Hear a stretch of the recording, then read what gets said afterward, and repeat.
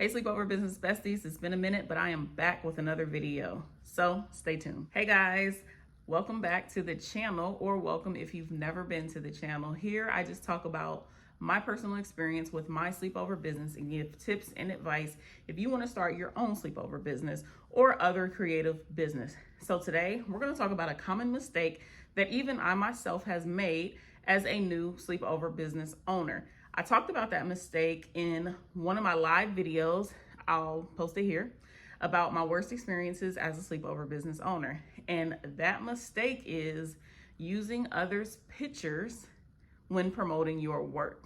So let me tell you my story first. So what happened was, my friend has a event space. She wanted to kind of collab businesses and say, let's do sleepovers in my event space. And charge the people, we both make money. Okay. So she had a third party, or herself, she tells me it's a third party, I think it was her, make a flyer. The flyer had another sleepover company, and then it had a picture of her event space. And when she showed me the flyer, I said, whose picture is this? She was like, oh, it's just a stock photo. And so I thought to myself, okay, whatever.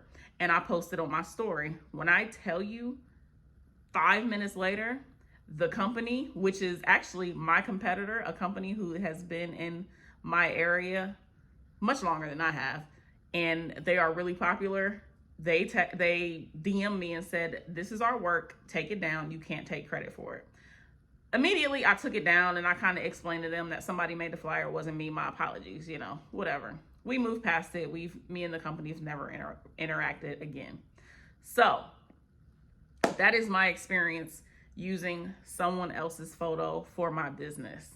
And that is the last thing you want to do or be known. Okay, future and present sleepover business owners or balloon artists or any creative business owner, never use someone else's photos or photos that you find from Google or Pinterest and put them on your website or on your social media pages as if they are yours.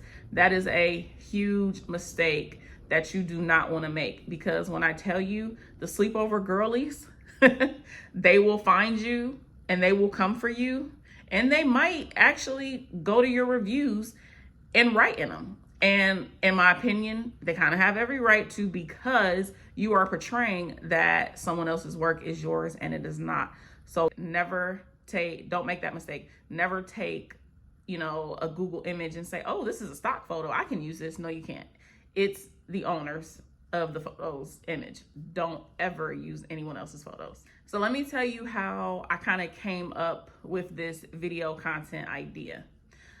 So there's a young lady, and actually I think I'm going to bring her on the channel and we're going to talk and we're going to do an interview. So, because this is sort of a unique story. So there was a young lady who is in I'm not going to say where she is right now. Once we do the interview and I get on her channel, she'll explain all that. But there's a young lady, and she, on her website and on her Instagram page, she was using several owners' photos, including mine. And so in a Facebook group with a bunch of other sleepover business owners, someone posted, hey, this girl is using all our photos. So everybody immediately goes to the Instagram, finds her, and start DMing her. Hey, you need to take down this photo. This is not yours. So when I go to the DMer, I see that me and her have actually had conversations before, because, I tell people, reach out to me, let's talk, yada, yada. So I'm like, wow, I can't believe she's been using my pictures. So I DM her, hey, I just noticed that you used a couple of my photos on your website. Will you please take them down? So she responds and she's like, I am so sorry. I'm getting DMs left and right from all these other business owners. I'm going to fix it. When I tell you, she fixed that stuff in, 30 minutes to an hour. She removed everyone's photos that she had on her website, everyone's photos that she had on her Instagram, and she was very apologetic. I could tell, because we were going back and forth that night, that, she really genuinely didn't mean to do anything wrong. She just thought, I'm using these stock photos and it's okay. And again, I'm just here to tell you, it is not okay. Anyway, She apologized to everybody. She wrote on her story that she apologized and what she did on her business page. And then a couple days later, she made a reel, and it was just like, I'm gonna post some of it here actually. Last week I could have killed my business. So what I did was I was sharing pictures on my website and on my Instagram. I did get these off of Google under like mostly Pinterest, but I didn't do my homework. I didn't do my due diligence to see and reference back. Transparency moment. You know, I shouldn't have done it. I apologize. And, you know, everything is fine. I feel like other owners respect that she did that, because we've done this before and have been blocked, have been disrespected.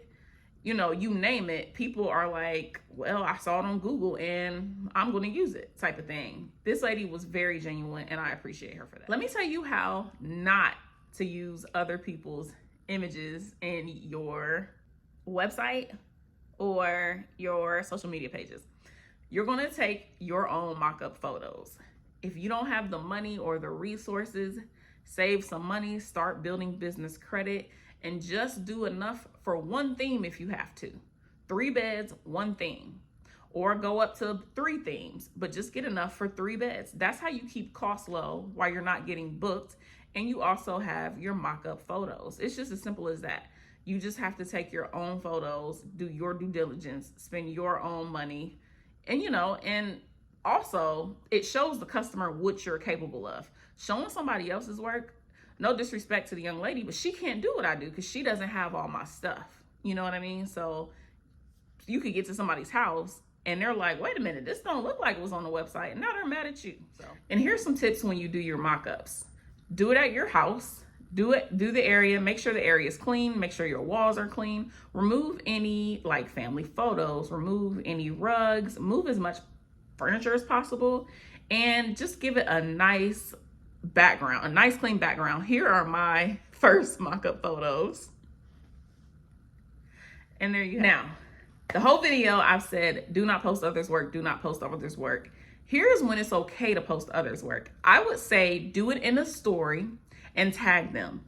If you cannot find who the person is, do not use the photo, do not post it in your story, and make it clear that it is not your photo. You can say, my favorite sleepover party of the week, and post it on your story.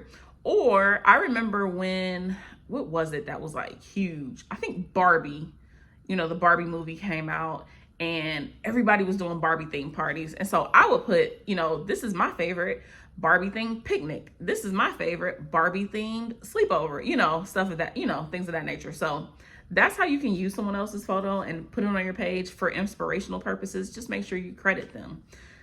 We are at the end of the video. If you are still here, thank you so much for watching.